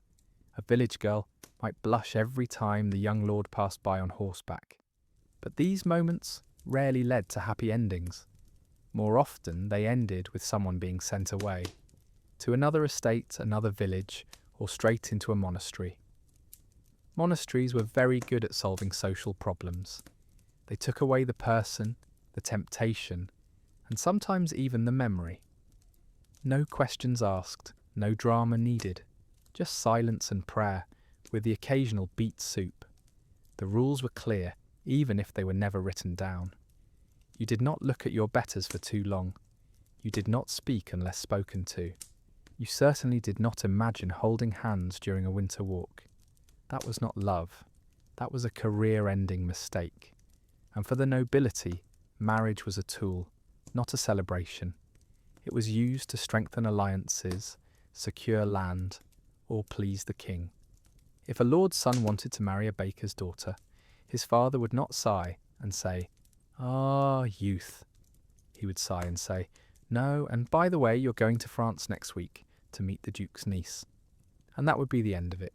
Even friendships between classes were watched carefully. A knight spending too much time with a peasant's son might be accused of lowering himself. A lady chatting too freely with a servant could be seen as losing dignity. The social order was like a carefully stacked pile of stones. One wrong move, and the whole thing might tip. And when it fell, it usually landed on the person with the lowest rank. The noble might get a scolding, the peasant got a beating, or worse. There was a kind of humour in how seriously people took these rules. A man could survive war, plague, and a bad harvest, but fall apart because his daughter smiled at the wrong person. Families would panic over a rumour as if it were an invading army. A single rumour could ruin a marriage plan, damage a reputation, or start a feud. And yet, no one questioned the system. It was just the way things were. Like rain in April or fleas in summer. You didn't fight it, you just learned to live with it. Women had it harder, of course. A noblewoman caught speaking privately with a commoner could be locked in her room for weeks. Her letters might be read, her movements watched. She might be married off early to someone she had never met, just to make sure she didn't cause any more trouble. Men could travel, serve in wars, make mistakes, and come back.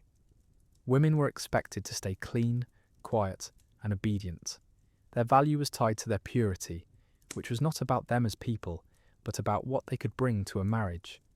A woman with a stain on her name was like a coin with a scratch, still metal, but worth less. And yet somehow, people still felt things. They saw someone across a field and felt a strange pull. They heard a voice and forgot what they were doing. They noticed the way someone tied their shoes or smiled at a dog, and for a moment the class system didn't matter. But then the moment passed. The noble went back to his horse. The peasant went back to ploughing, and the feeling was tucked away, like a small stone in a pocket, heavy but hidden. The church didn't help much. It taught that all people were equal in the eyes of God, which was a nice idea, but not one that changed daily life. In practice, God seemed to care more about who was paying for the candles. Priests rarely spoke out against injustice unless it threatened order. And love between classes, that was not justice, that was disruption. Better to suffer in silence than to risk chaos. There were, of course, exceptions. Some lords married their servants after their wives died. Some merchants became rich and bought their way into the lower nobility.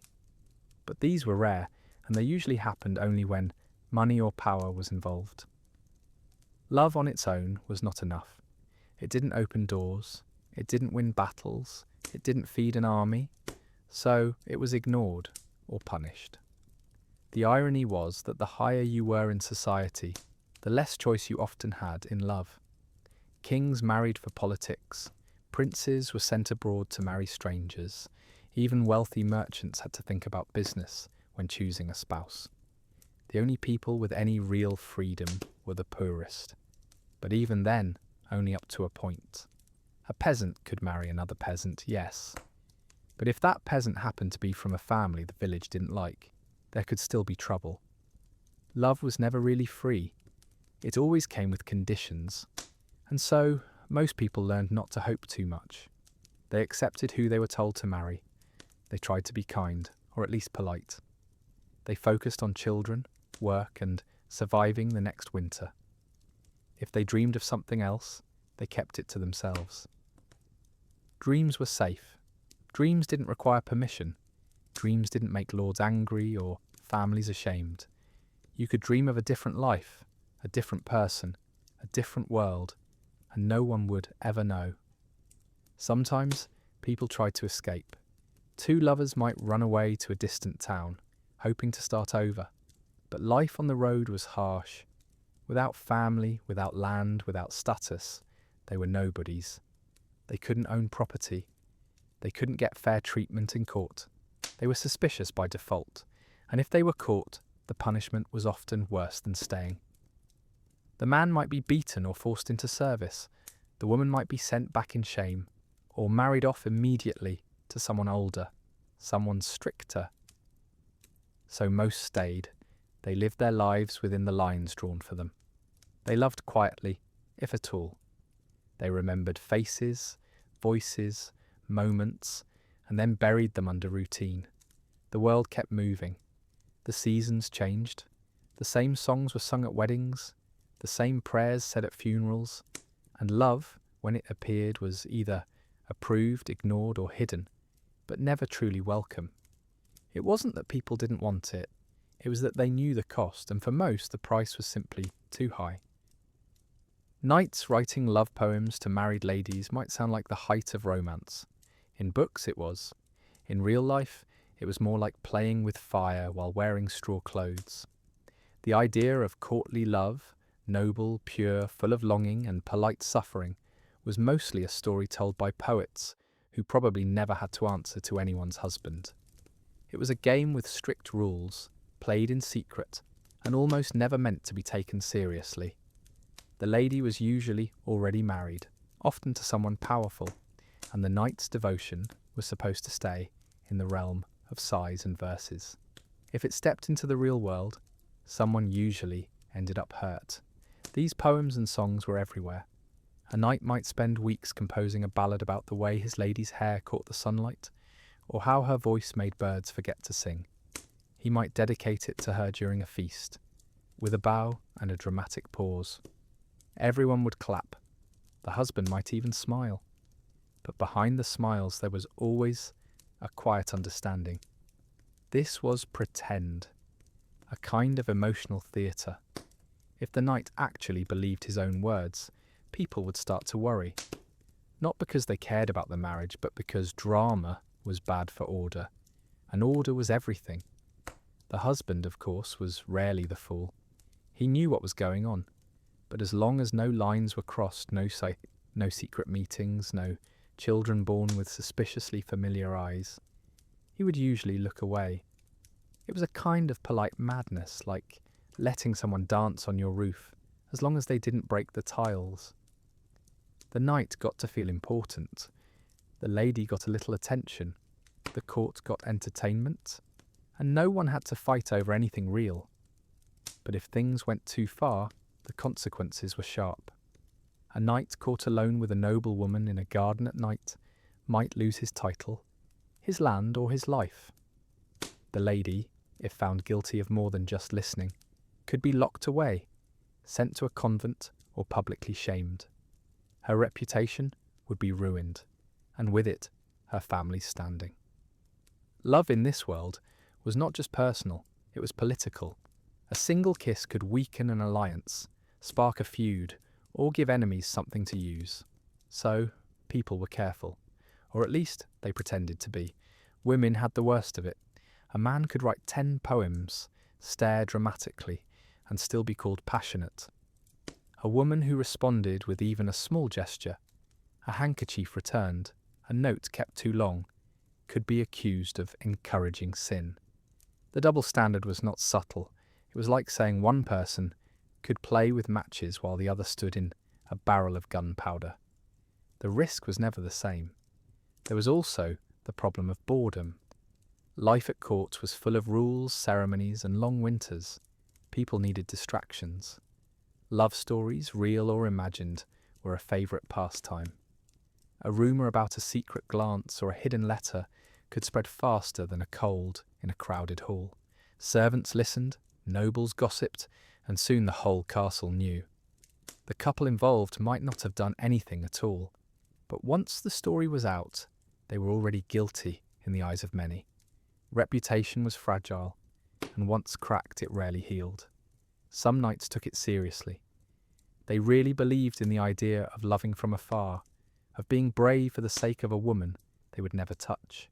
They fought in tournaments to win her favour, wore her colours, and tried to live by a higher code. But even they knew the limits. They did not expect marriage. They did not demand anything. Their love was a performance, a way to show they were noble, not just by birth but by action. It was not about the lady, it was about the image of her. And the ladies, some played along because it was flattering, others ignored it completely.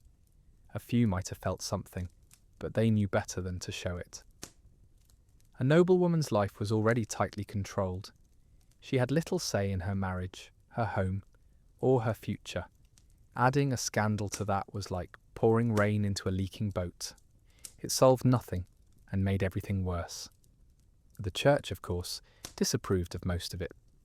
Love outside marriage was sin. Even thoughts could count if they were too strong. Priests reminded people that earthly passion was temporary, while divine love lasted forever. But since divine love didn't write poems or look good in tournaments, most people kept coming back to the earthly kind. They just made sure to keep it quiet, or at least quiet enough. There was a kind of humour in how everyone pretended not to see what was happening. At feasts, knights would gaze at ladies across the hall. Ladies would glance back just for a second. The music would play, the wine would flow, and everyone would act as if nothing unusual was going on. Meanwhile, the real business, politics, money, war, continued in the background. Love was decoration, a ribbon on a sword. Nice to look at, but not what won battles. And yet, despite the rules, the fear, the punishments, people still felt things. They looked into someone's eyes and forgot the script. They wrote poems they never sent. They remembered the way a hand moved or a laugh sounded. And for a moment, the game felt real. But then the moment passed. The knight returned to his duties, the lady to her husband, and the poem was folded and hidden. Like a secret too small to change anything, but too heavy to throw away. It was never about changing the world. It was about surviving it with a little beauty left inside, a quiet rebellion, dressed as obedience, a feeling that refused to be fully silenced, not strong enough to win, but stubborn enough to stay. The church had strong opinions about love, mostly the kind that made people uncomfortable. It wasn't against love itself, at least not in theory, but it had very clear ideas about where and when it should happen, and more importantly, where and when it should not. Love between married people was acceptable, as long as it didn't get too enthusiastic. Love outside marriage was a problem. Love in the heart but not acted upon, still suspicious. Love just thought about, could still be a sin, depending on the day and the priest. People were expected to control their feelings, especially the physical kind. Bodies were seen as tricky things, like horses that might bolt if not held tightly. A glance, a touch, a dream. All of these could lead down a dangerous path, and the church was always ready with a list of punishments. Confession was the first step, of course. You told the priest what you had done, or thought, or almost done. Then came the penance, prayers, fasting, walking barefoot to a shrine, or giving money to the poor, preferably the poor connected to the church. Some people took this seriously. Others saw it as a kind of tax. Sin, confess, pay, repeat. It was a system that worked well for everyone, except the truly guilty. And even they usually found a way out.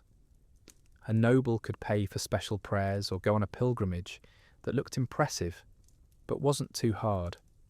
A peasant might have to stand in the churchyard for hours holding a candle, hoping their sins would melt away like the wax. The rules were the same for all, but the punishments always seemed to weigh heavier on those with less. Sex was the main concern, of course, not because the church enjoyed talking about it, quite the opposite, but because it was seen as powerful, unpredictable, and hard to control. A single night of passion could lead to a child, a scandal, or the end of a political marriage. So it was regulated like a dangerous animal, kept in a cage, fed only when necessary, and never allowed to run free. Marriage was the only approved cage, but even there, pleasure was not the goal. The goal was children, order, and avoiding sin. Enjoying it too much was frowned upon. A husband who loved his wife too much might be seen as weak. A wife who seemed too eager could be suspected of unnatural desires. The ideal was balance, enough to produce heirs, not enough to lose control. It was like cooking porridge, necessary, but best kept simple and plain. Confession was where most of the real talk happened. Behind the screen, people admitted things they would never say out loud. They confessed to thoughts, glances, dreams, moments of weakness. The priest listened, sometimes with sympathy, sometimes with a sigh, and assigned a suitable punishment. The system was private, which helped, but it also meant that guilt was carried alone. No comfort, no discussion, just silence and a list of prayers to say before bedtime. Women had a harder time here, as usual. A man might confess to a night with a servant and be told to say 10 prayers. A woman confessing the same thing could be given weeks of fasting, public penance, or even a warning about her soul. The message was clear. Men were expected to slip now and then. Women were expected to stay perfect, like a white dress in a muddy field. One stain, and the whole thing was ruined. There was also the problem of thoughts. The church believed that wanting to sin was almost as bad as doing it. A fantasy about someone else, even if never acted on, could still count. This made life difficult for anyone with a working imagination. You could not control who made your heart beat faster, but you were supposed to control what you did with that feeling. And if you failed, even in your head, you were still responsible. Some priests were kind, others used their power to make people nervous. A well-placed word could ruin a reputation. A rumour that someone was called in for a long confession might be enough to start gossip. And once gossip started, it was hard to stop. The church was supposed to offer mercy, but sometimes it felt more like a court that never closed. There was a kind of dark humour in how seriously people took sin. A man could kill in battle and be praised as a hero. But if he looked too long at a woman outside marriage, he might be told to pray for forgiveness for a month. Lust was treated like a national threat, while violence was just part of life. The priorities were clear, even if they made little sense. Still, the rules were followed mostly. People learned to hide their feelings, to look down, to avoid certain places and certain people. They married who they were told to marry. They stayed with them for better or worse. And if they dreamed of someone else, they kept it to themselves. Dreams were safe. As long as no one knew, they weren't real. And if they weren't real, they couldn't be punished. The church didn't invent all of this, of course. It worked with the world it had. A world where order mattered more than happiness, where reputation was everything, and where control over land, people, and bodies was the goal. Love, especially the kind that burned too bright, was not useful. It caused trouble. It made people act strangely. It weakened duty. So, it was managed, limited, watched. And yet, despite the fear, the guilt, the endless rules, people still felt things. They looked at someone and forgot to breathe. They remembered a voice, a smile, a hand. And in that moment, the church, the rules, the punishments, none of it mattered. The heart did not care about doctrine. It did not read the Bible. It just beat stubbornly against the silence. So people carried their secrets. They said their prayers. They lived their lives. And somewhere inside, beneath the guilt and the fear, a small part of them refused to stop feeling. Not because it was safe, but because it was human. Women in the Middle Ages didn't get a fair deal when it came to love. Their lives were shaped by rules that seemed to change the moment a man made a decision. A woman's worth was often measured by two things: her family's status and her purity. If she had both, she might be married well. If she lost one, especially the second, her future could collapse like a poorly built shed in a storm. Men could make mistakes, learn from them, and move on. Women were expected to be perfect from the start. Any slip, real or imagined, could follow them for life. Love outside marriage was dangerous for anyone, but for women, it was like walking through a field full of hidden traps. A single rumour could ruin everything. A kind word to the wrong person, a meeting that looked too private, even a dream mentioned in confession. All of it could be twisted into proof of wrongdoing. And once a woman was seen as loose, there was little she could do to fix it. Apologies didn't help. Truth didn't matter. Reputation was fragile, and once broken, it rarely healed. If a woman became pregnant outside marriage, her situation turned grim fast. She might be disowned by her family, thrown out of her home, or forced into a quick marriage with someone no one else wanted. The man involved, if he was of higher status, might not face any consequences at all. He could deny everything, blame her, or simply disappear. She was left holding the result, both literally and socially. The child might be seen as cursed, unwanted, or a burden. And the mother, she became a warning. A story told to other girls. This is what happens when you forget your place. Marriage was supposed to protect women, but often it just moved the danger from one place to another. A forced or unhappy marriage could be its own kind of prison. A husband could be cruel, jealous, or indifferent. He had legal control over her, her property, and even her body. Divorce was nearly impossible. Leaving meant losing everything: children, home, safety. So most stayed no matter how bad it got. Love in that case wasn't the problem. The lack of it was normal. The real problem was being trapped with someone who saw you as property, not a person. There was a kind of dark joke in how society treated women's emotions. A man could be passionate, wild, even reckless, and still be called brave or romantic. A woman showing the same feelings was called dangerous. Too much love made her suspicious. Too little made her cold. She was supposed to care deeply, but not too much, to be loyal but not clingy, to be beautiful but not tempting. It was a balance so delicate it was almost impossible to keep, like trying to balance a spoon on your nose while walking on ice. Even love within marriage was watched closely. A wife who seemed too fond of her husband might be teased for being soft, but a wife who didn't seem to care could be accused of hiding something. Her feelings were never her own. They were part of the performance. She had to act the right way, say the right things, wear the right expression. If she failed, the fault was hers. The husband rarely got blamed for making life unbearable.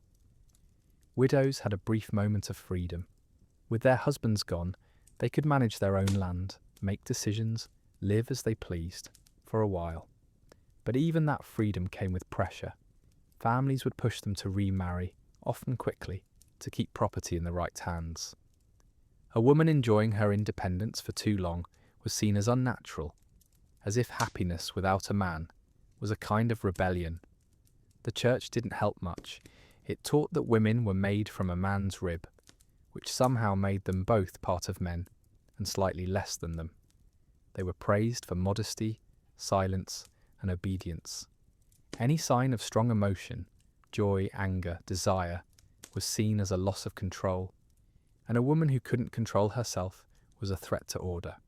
So she had to be controlled by someone else, usually a father, a husband, or a priest. There was a quiet bitterness in how little choice women had. They could be kind, hard-working, faithful, and still be judged by one mistake. A man could lie, cheat, abandon his family, and still be welcomed back with open arms. The world wasn't fair, but it was consistent. It always favoured the same people, and women, no matter how clever or strong, were rarely among them. Still, some women found ways to live on their own terms. A few ran businesses, managed estates, or became healers known across villages. Others used silence, patience, or careful words to protect themselves. A well-placed compliment, a quiet refusal, a sudden illness at the wrong time. These were small weapons in a life with few options. They didn't change the system, but they helped some survive it. And love? Some women learned to stop expecting it. They saw it as a luxury, like sugar in a poor household, nice but not necessary. They focused on duty, children, faith. They built lives that worked, even if they didn't sparkle. Others still hoped, quietly, in corners of their hearts no one could reach. They remembered a voice, a look, a moment before the world closed in. And in that memory, they found something warm, something real. It wasn't much, but in a world that gave them so little, even a small feeling could feel like freedom. Love in the Middle Ages wasn't just a personal matter. It could start wars. Not because anyone wanted to fight over a kiss, but because love tangled with power, land, and pride. Marriages were often peace treaties in disguise. Two families would agree to join through marriage to stop fighting, share resources, or strengthen their position. If someone fell in love with the wrong person, it wasn't just awkward. It could undo years of careful planning. A single romance could break an alliance, insult a lord, or give enemies a reason to strike. Imagine a lord's daughter promised to the son of a rival family. The deal is done. The land borders are settled. The peace is holding. Then the daughter meets a young knight from a third family and suddenly finds him very interesting. She smiles too long. He writes a poem. Someone sees. Gossip spreads. The rival family feels insulted. They think the engagement is being ignored. Tensions rise. The wedding is delayed. And before anyone knows it, both sides are gathering soldiers.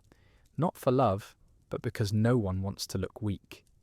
Politics ran on predictability. Love, by its nature, was unpredictable.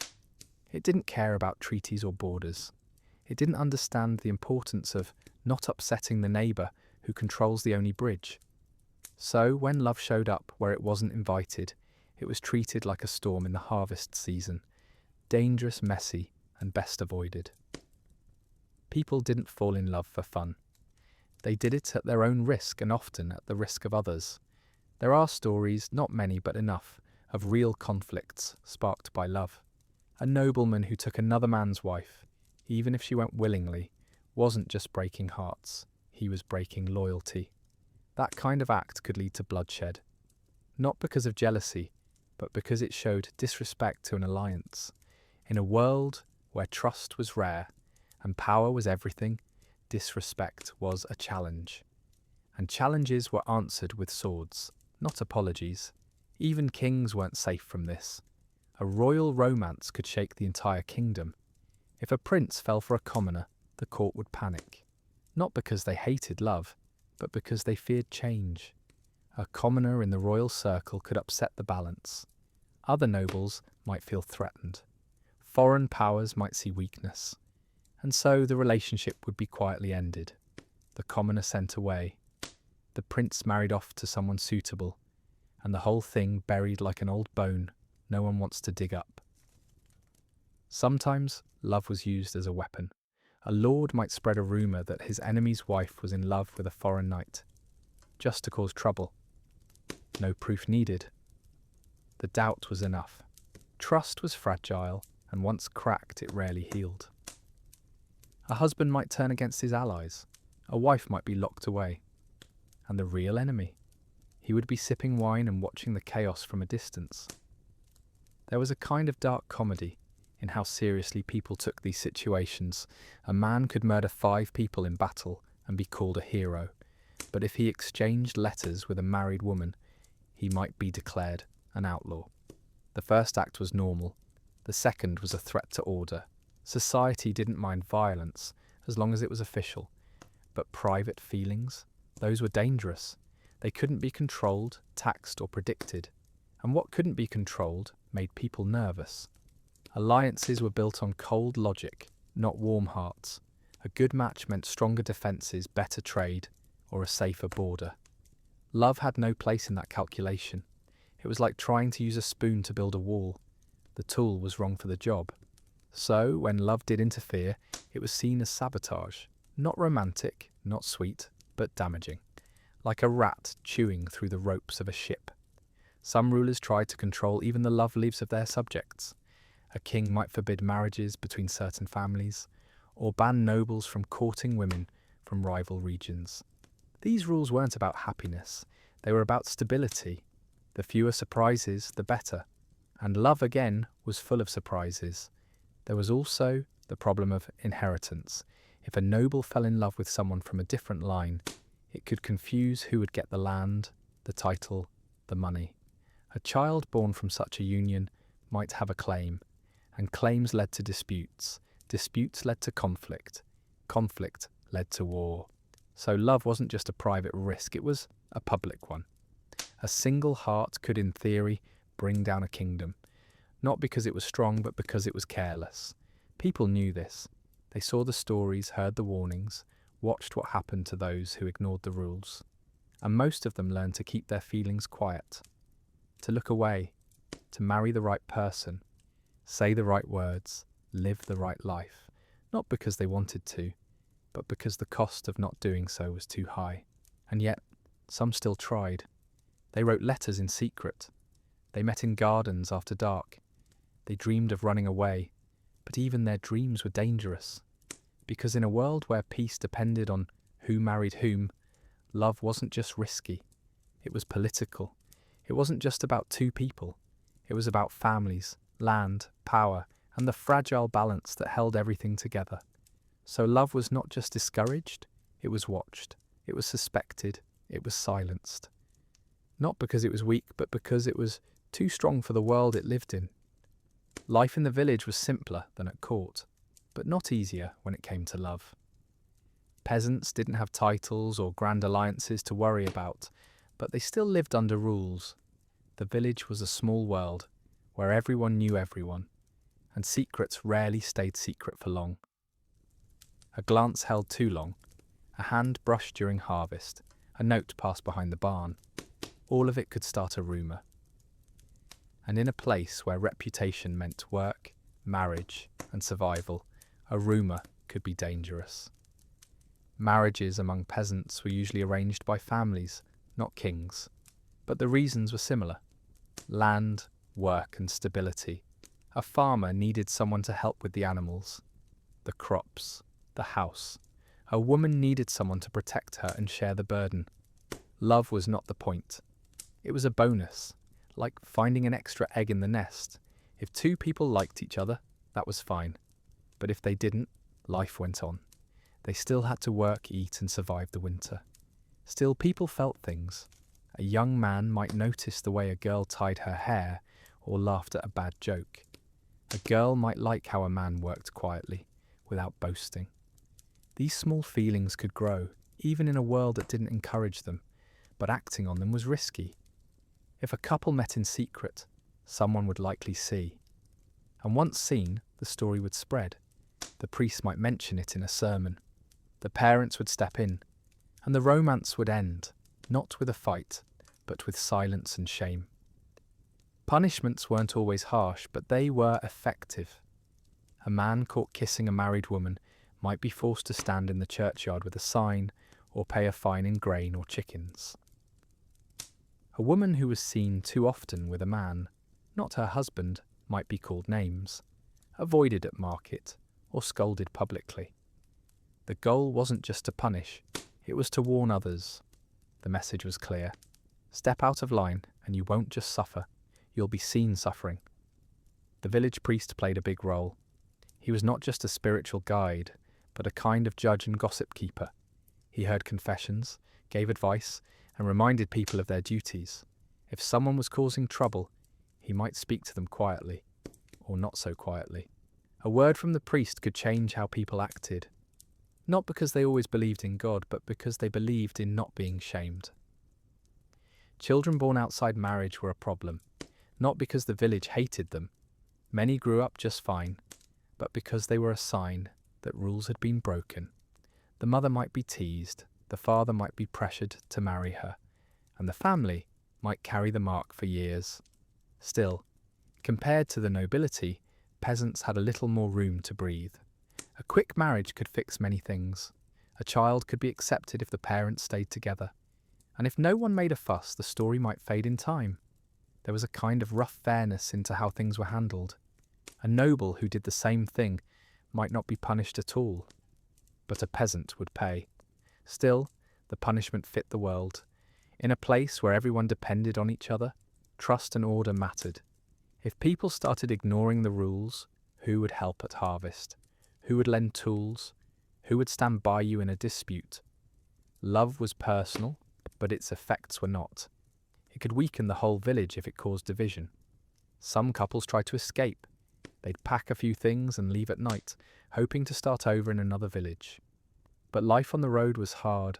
Without family, without land, without a name, they were nobodies. They couldn't prove who they were. They couldn't claim rights. They were treated with suspicion, like stray dogs. And if they were caught, the return was worse than staying. The man might be beaten. The woman might be married off immediately to someone older, someone stricter, as a lesson. Still, there was more freedom in small things. A man could walk a woman home after church. They could sit together at a feast. They could dance as long as it wasn't too close. These small moments were allowed, even encouraged, as long as they led to a proper marriage. The village didn't hate love, it just wanted it in the right place, at the right time, with the right person. There was also humour in how seriously people took courtship. A man bringing a basket of apples to a woman's door wasn't declaring passion, he was applying for a job, and everyone knew it.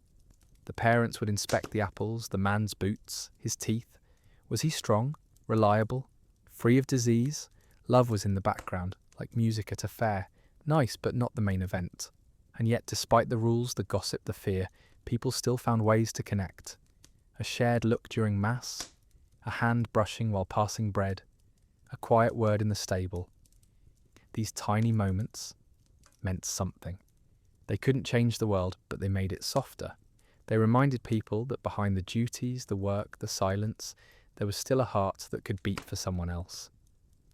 The village didn't reward love, but it couldn't fully stop it either. It was too small for complete control, too human for perfect order. So, love stayed, quiet, hidden, but present. Like roots under the soil, growing where no one could see. Love in the Middle Ages often found a safe place where it wasn't supposed to, in poetry. While real romance could get people killed, imprisoned or shamed, writing about it was not only allowed, it was celebrated. Poets, minstrels and wandering singers filled the courts and villages with songs of impossible love, tragic longing and noble suffering. These stories didn't change the world, but they gave people something to dream about while churning butter or mending boots. The idea was simple. If you couldn't live love, you could at least sing about it. And sing people did. Knights wrote verses about ladies they had never spoken to. Troubadours travelled from town to town, telling tales of secret meetings, stolen glances and hearts broken by duty. The more dramatic, the better. A love that could never be was the most beautiful kind. It didn't cause problems. It didn't break marriages. It didn't start wars. It just existed, in words, in music, in the quiet space between reality and fantasy. This was not hypocrisy. It was survival. People needed beauty, even if it was fake. They needed hope, even if it was about someone else's life. A servant listening to a ballad about a forbidden romance wasn't planning to rebel. She was just letting her mind wander for a moment. A knight singing about eternal devotion wasn't lying. He was playing a role. Like an actor in a play, no one wanted to end. The church didn't mind this much. As long as the love stayed in the song, it wasn't dangerous. A poem about a married woman could be called art. The same action in real life would be called sin. The difference was not in the feeling, but in the consequence. Art had no consequences. It didn't produce children, ruin alliances, or make husbands jealous. It just floated in the air, like smoke, noticeable, but harmless. There was a kind of irony in how freely people could talk about love in poems while being punished for feeling it in real life. A man could write 100 verses about kissing a noblewoman and be praised as talented, but if he actually tried it, he might lose his tongue, literally or figuratively. The world loved the idea of love as long as it stayed an idea. Once it became real, it became a threat. Still, these stories had power. They shaped how people thought about love. They made it seem noble, painful, and worth suffering for. They taught that true love was rare, pure, and usually ended in tragedy. This wasn't helpful for arranged marriages, but it gave people a kind of emotional language. If you couldn't say, "I love you," you could sigh at the moon and hope someone noticed. Women especially found comfort in these tales. A lady stuck in a cold marriage could listen to a song about a knight dying for love and feel something warm inside. It wasn't escape exactly, more like a reminder that feelings were not wrong, just poorly timed. The song didn't help her situation, but it told her she wasn't alone. Somewhere, someone had felt the same. Even peasants enjoyed the stories. A farmer might not understand all the words in a nobleman's poem, but he could feel the sadness in the tune. A mother rocking a child might hum a ballad about lost love, not because she wanted to remember, but because the melody fit the quiet of the evening. These songs were not just entertainment, they were a way to carry emotions that had no place in daily life. There was also humour in how exaggerated the stories often were. A knight might claim he would walk through fire, fight 10 dragons, or give up his soul, all for a woman who barely knew his name. No one believed it, but everyone enjoyed it. It was like watching a storm from behind a window, exciting but safe. The more impossible the love, the more people liked it. Reality was hard enough. Fantasy didn't need to be realistic. Some rulers even encouraged the poetry. A king might host a contest for the most beautiful love song, not because he cared about romance, but because it kept people busy and happy. A court full of poets was less likely to plot rebellion. A village listening to music was less likely to argue over land. Art, in this way, was useful. It calmed minds, softened hearts, and distracted from real problems. And yet, despite the safety of poetry, it still carried a quiet rebellion. Every song about forbidden love was a tiny protest against the world's rules. Not loud, not violent, just a whisper. What if it could be different? It didn't change laws. It didn't free anyone. But it kept the idea alive that love could matter more than duty, more than status, more than fear. So, people sang. They listened, they sighed. And in that moment, they were not peasants, servants, or lords. They were just human, aching, hoping, remembering. The song would end. The work would return.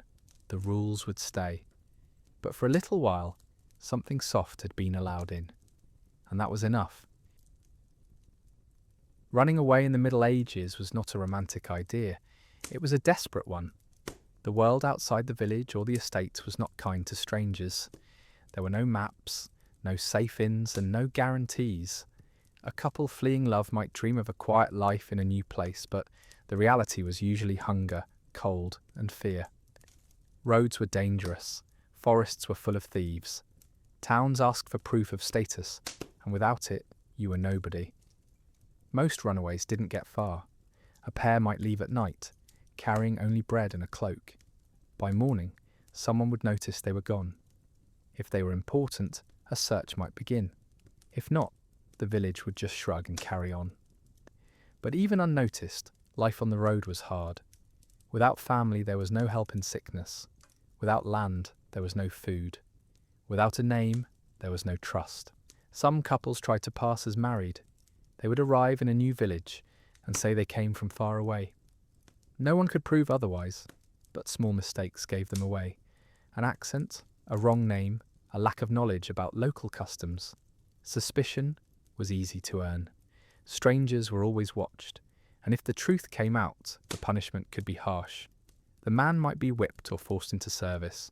The woman might be returned to her family or married off immediately to someone else. As a lesson, there was a kind of irony in how freedom felt like punishment. To escape one prison, they entered another. The prison of being unwanted. A runaway was not free. He was hunted, poor and tired. A runaway woman was seen as damaged, disobedient, and dangerous. Her value dropped like a stone in water. And even if they found a place to stay, they lived in fear. Not just of being caught, but of being discovered as liars, outcasts, or sinners. Some did survive. A few couples found remote villages where no one asked too many questions. They worked hard, kept quiet, and never mentioned their past. They built lives from nothing, with no celebrations, no grand love stories, just survival. And in that silence, they sometimes found something real. Not the passion of poems, but the quiet warmth of two people who chose each other and stayed. But these cases were rare. Most runaways were caught or gave up. The world was too small, too watchful, too unforgiving. Love was not a strong enough reason to break the rules. It didn't feed you, shelter you, or protect you. It just made you weak at the wrong time. There was also the problem of money. A noble couple might have coins to last a few weeks. A peasant couple had nothing. They couldn't buy food, pay for shelter, or bribe a guard. They depended on charity, which was limited and often came with conditions. A meal might require work. A bed might mean cleaning stables or hearing a long sermon. And if winter came, charity dried up. The coal didn't care about love. Families rarely helped. A father who had arranged a marriage would not let his daughter run off with a servant. A mother would not support her son, leaving for a woman of lower status. The family name, the land, the future, all of it was more important than personal happiness. So runaways were on their own. No support, no advice, no safety net. And yet, some still tried. They believed that love was worth the risk, that a life together, even a hard one, was better than a safe life apart. They held hands in the dark and whispered promises they couldn't keep. They walked for days with sore feet and empty stomachs. They slept under trees, shivering, hoping the next town would be kinder. Most failed. But the fact that they tried said something. It said that even in a world built on duty, fear and control, the heart still beat its own way. It didn't care about borders, laws or reputation. It just wanted to be near someone. And sometimes that want was stronger than sense, stronger than safety, stronger than silence. So the runaways became legends. Not in books, but in quiet stories told by firelight.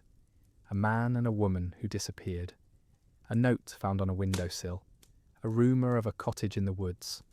No proof, no happy ending, just the idea that somewhere someone chose love over order. And for a moment, that was enough. Love in the Middle Ages was not supposed to win. It was not meant to be loud, free, or easy. It was supposed to stay quiet, in the corners, behind closed doors, in the space between duty and silence. And yet, it never fully disappeared.